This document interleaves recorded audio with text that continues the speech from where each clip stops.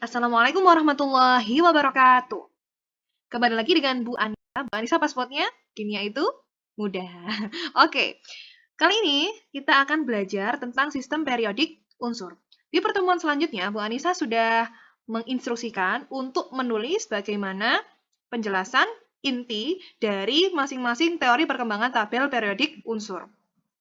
Pada website ini atau website P-tabel ini, yang dibuka Bu Anissa, itu menunjukkan tabel periodik unsur yang sudah modern, miliknya Henry Moseley. Jadi ada yang namanya periode, ada yang namanya golongan. Periode itu yang mana? Periode adalah dari kiri ke kanan. Nah, ini ada.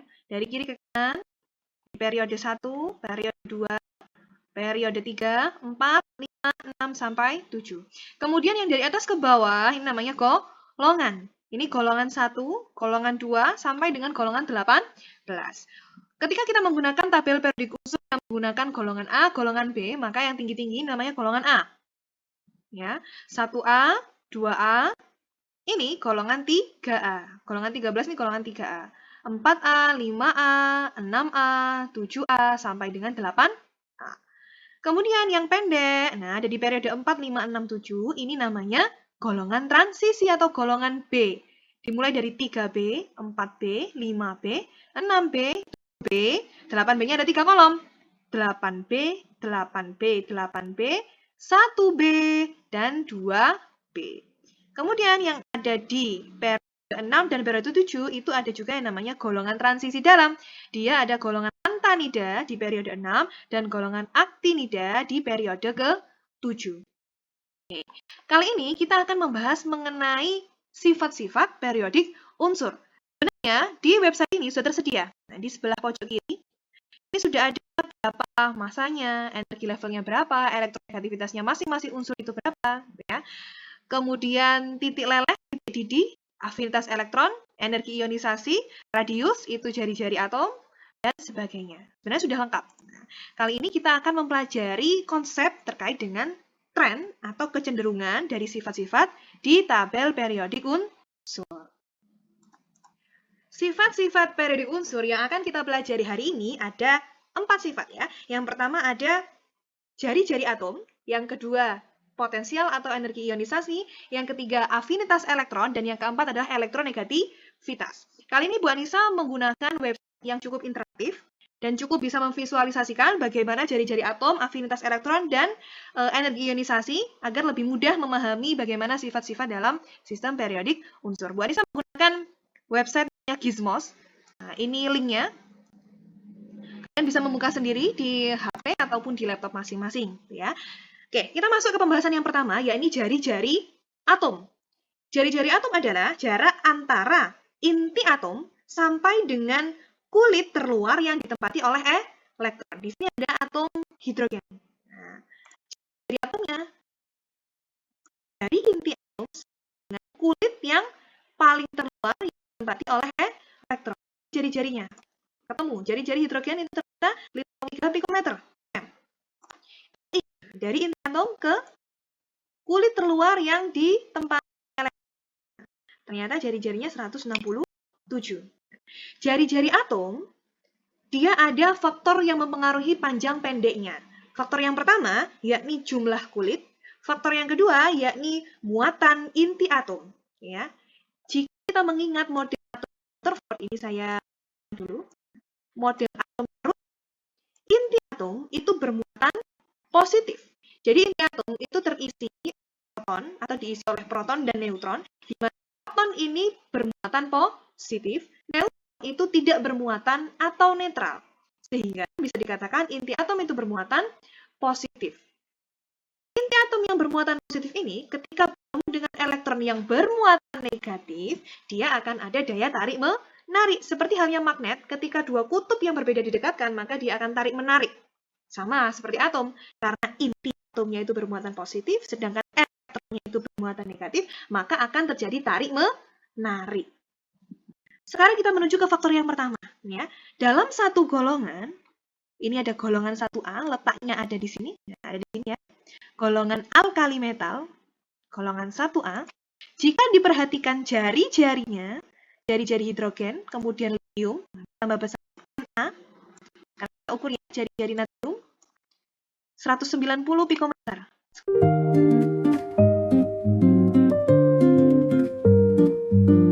Sehingga jari-jari atom dalam satu golongan dari atas ke bawah dia akan bertambah. Mengapa bertambah? Karena jumlah kulitnya juga bertambah. Oke. Sekarang kita lihat dalam satu periode dari kiri ke kanan. Nah, mungkin saya mau periode keempat ya. Dari kalium sampai dengan kripton. Bagaimana bentuk jari-jarinya?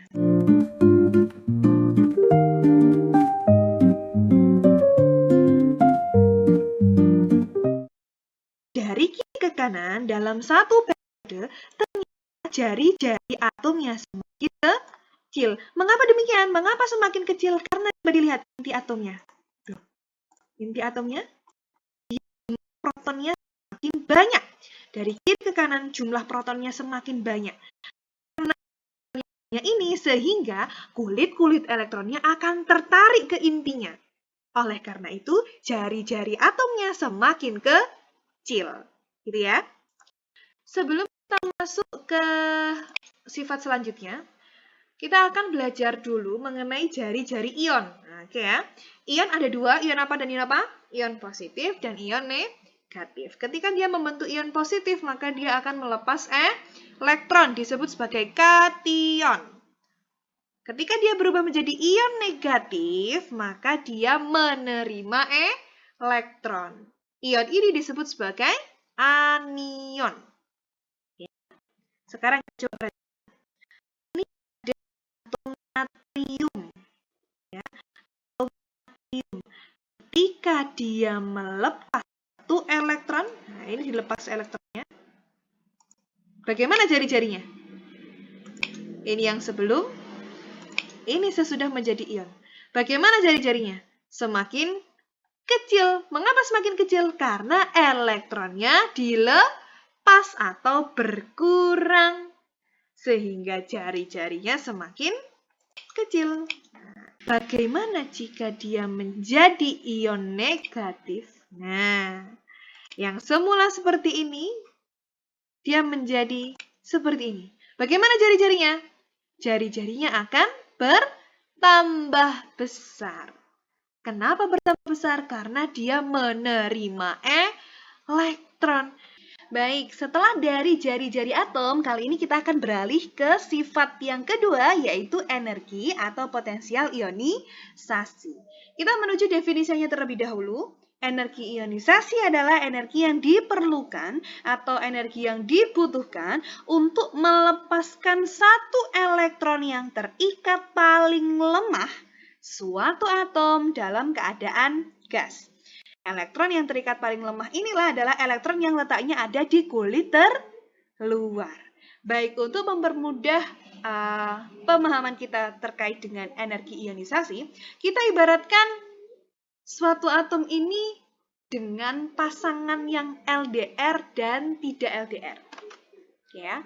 Pasangan yang LDR itu kan berarti ada jarak yang memisahkan keduanya. Ketika jarak itu besar atau panjang gitu ya, kemungkinan untuk putusnya semakin sulit apa semakin mudah? Semakin mudah, ya. Ketika ada jarak yang terjadi, maka kemungkinan untuk melepas pasangannya atau memutus satu elektron, ya, dia semakin mudah. Sehingga energi yang dibutuhkan semakin kecil, ya. Berlawanan dengan itu, ketika pasangan itu tidak LDR dalam satu daerah yang sama, kemungkinan putusnya semakin sulit apa semakin mudah? Semakin sulit. Kenapa? Karena dekat, gitu ya. Kalau semakin sulit untuk melepas atau semakin sulit untuk putus gitu ya, maka energi yang dibutuhkan untuk memutuskan semakin besar gitu ya. Sama dengan energi ionisasi. Kita buktikan. Ada ion hidrogen ya, di sini ya. Kemudian di sebelah kanan ada muatan positif. Dia akan melepas satu elektronnya. Berapakah energi yang dibutuhkan? Kita cek. membutuhkan 1312 kJ per energi. Kita menuju ke litium akan melepas satu elektronnya. Dia hanya membutuhkan energi sebesar 520.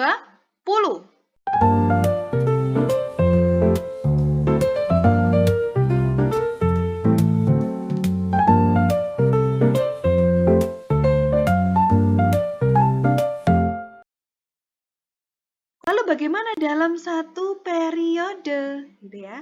Satu periode. Saya ambil di periode 4. Ya. Di periode 4, letaknya ada di periode 4.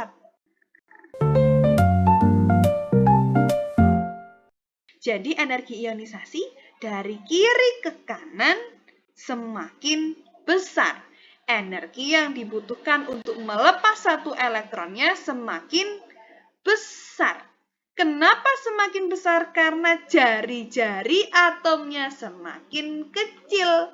Sehingga tarikan intinya semakin kuat. Oleh karena itu dia lebih susah untuk melepas elektron. Karena lebih susah melepas elektron, maka energi yang dibutuhkan semakin besar, gitu ya. Jadi berlawanan dengan jari-jari atom. Energi ionisasi sudah selesai. Kali ini kita balik ke afinitas elektron. Oke, kita ke pengertiannya terlebih dahulu. Afinitas elektron adalah energi yang dilepaskan suatu atom untuk menarik sebuah elektron pada keadaan gas. Energi yang dilepaskan untuk menarik sebuah elektron. Ya. Kita analogikan sebagai manusia yang ingin menarik lawan jenisnya. Ya. Apa yang harus kita lakukan untuk menarik lawan jenis? 1. Tebar pesona. 2. Caper, dan sebagainya. Semakin besar energi yang kita lepaskan, semakin besar atau semakin banyak kita caper, apa yang terjadi? Kita akan lebih mudah menarik lawan jenis atau tidak? Akan lebih mudah karena energi yang dilepaskan semakin besar. Nah, sama dengan afinitas elektron, gitu ya. Jadi, ketika suatu atom itu nilai afinitas elektronnya semakin besar, maka dia akan semakin mudah untuk menarik elektron. Coba kita lihat ya. Nah, di sini ada atom fluor ini akan menarik elektron. Kira-kira berapa energi yang dilepaskan? Nah, ternyata energi yang dilepaskan sebesar 328. Afinitas elektron itu ada yang bernilai negatif, ada yang bernilai positif. Maksudnya bagaimana? Kalau bernilai negatif berarti energi yang dilepaskan untuk menarik. Kalau dia bernilai positif berarti dia cenderung tidak menarik, tapi melepas elektron. Oke, selanjutnya.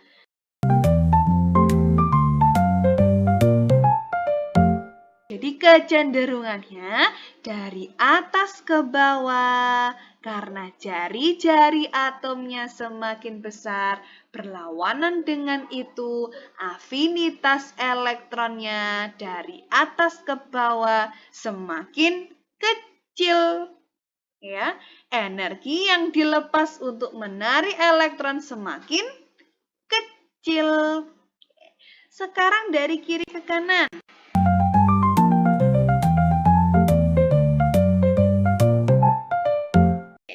Lalu bagaimana dengan keelektronegativitasnya? Elektronegativitas konsepnya sama dengan afinitas elektron. Hanya saja kalau afinitas elektron itu berupa energinya itu dihitung berapa? Kalau afinitas elektron. Tapi kalau elektronegativitas dia hanya kecenderungannya saja.